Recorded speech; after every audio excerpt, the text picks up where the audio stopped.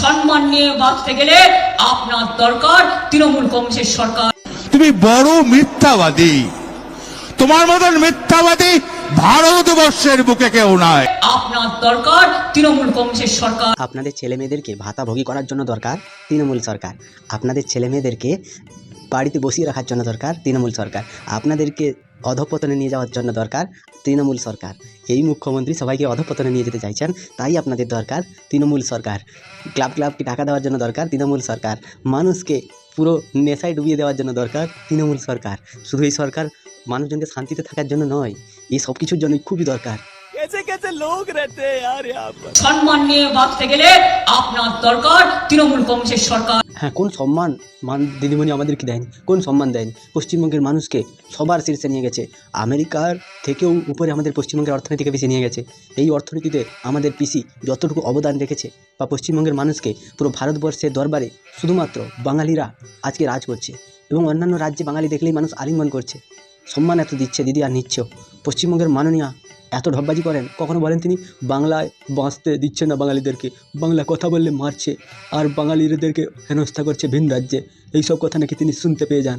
তাহলে মাননীয় মুখ্যমন্ত্রী, আপনাকে একটা কথা বলি, এই যে সম্মানটা শুধুমাত্র ঘরের লোক দিলেই কি হবে?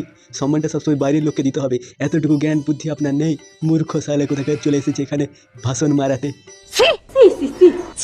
শান্তিতে যদি থাকতে হয় তাহলে একমাত্র দরকার তৃণমূল সরকার। হ্যাঁ দিদি, আমরা খুব শান্তিতে আছি। আমাদের দিদি অভয়ার কিচ্ছু হয়নি, ওটা শুধুমাত্র মিডিয়ার ভুল প্রচারের জন্য হয়েছে।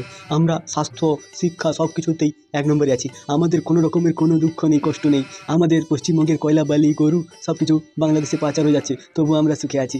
আমাদের দিদি এত চুরি করেছে, তারপরেও আমরা কিন্তু সুখে আছি, শান্তিতে আছি। এটাই সব থেকে বড় কথা। আমরা শান্তিতে থাকবো, পিসি আর ভাইপো মিলে পশ্চিমবঙ্গের পুরো পুলি মেরে ছেড়ে দেবে। এটার জন্যই দরকার তৃণমূল সরকার।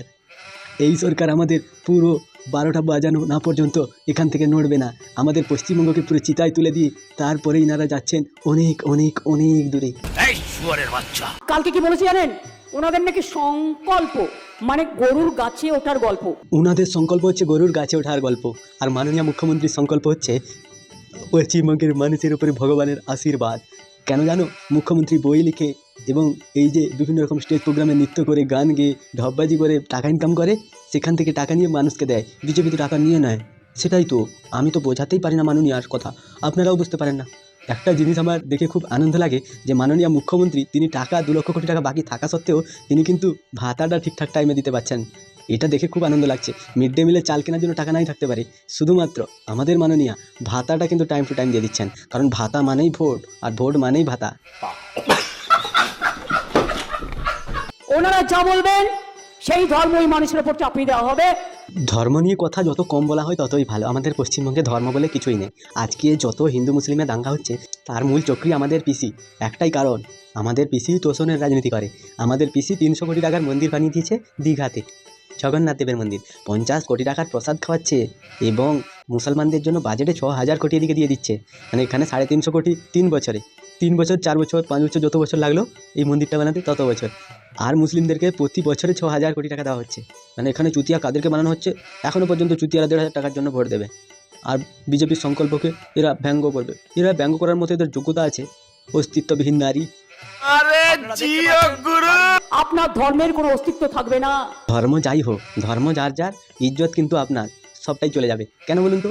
আপনি প্রথমে শিখিয়েছেন যে কি করে ধর্মের পুলি মারতে হয়। পশ্চিমবঙ্গে আপনি একজন সধবা বিধবা কি আমি জানি না, নারী হয়ে আপনি মাথায় হিজাব লাগিয়ে গিয়ে বসছেন ওখানটায় মুসলিমদের ইফতার পার্টিতে।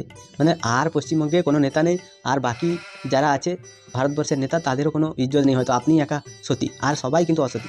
একটা জিনিস আমার মাথায় ঢোকে না, যে আপনি তো একটা ব্রাহ্মণ ঘরের মেয়ে, আপনার ওখানে গিয়ে বসার খাওয়ার অধিকার 100 বার আছে, কিন্তু মাথায় হিজাব পরা এটা কি মানায়? ভারতবর্ষের প্রধানমন্ত্রীকে দেখেছেন ভোটের জন্য কখনো টুপি লাগাতে? উত্তরপ্রদেশের যোগী আদিত্যনাথকে দেখেছেন ভোটের জন্য মুসলিমদের টুপি লাগাতে? কারণ ওই টুপির একটা আলাদা সম্মান আছে, হিজাবেরও একটা আলাদা সম্মান আছে, যেটা পশ্চিমবঙ্গের মুখ্যমন্ত্রী পায়ের তলায় লুটিয়ে ফেলছেন।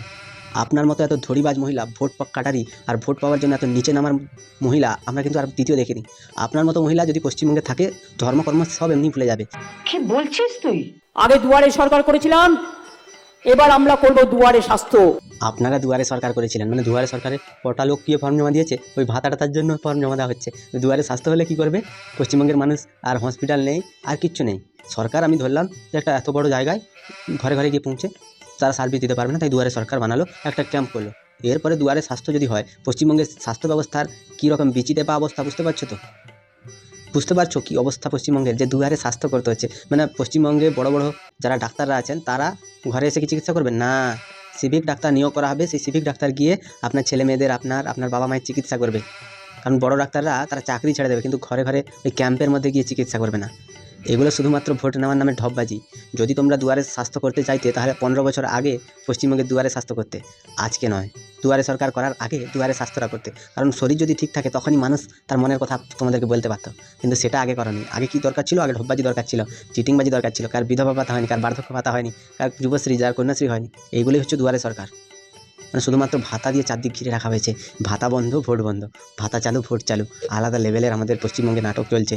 পশ্চিমবঙ্গের মানুষকে সত্যি ধন্যবাদ জানাই যে এরকম একটা মুখ্যমন্ত্রীকে এত কিছুর পরেও এতটা ভালোবাসা দেয়। এটা ভালোবাসা নয়, এটা ভালোবাসা। তোমাদের বাঁশ দিয়ে উপরে তুলে দেবে, দেখে নিও। তো তোমাদের কি মতামত তোমরা একটু কমেন্টে জানিও।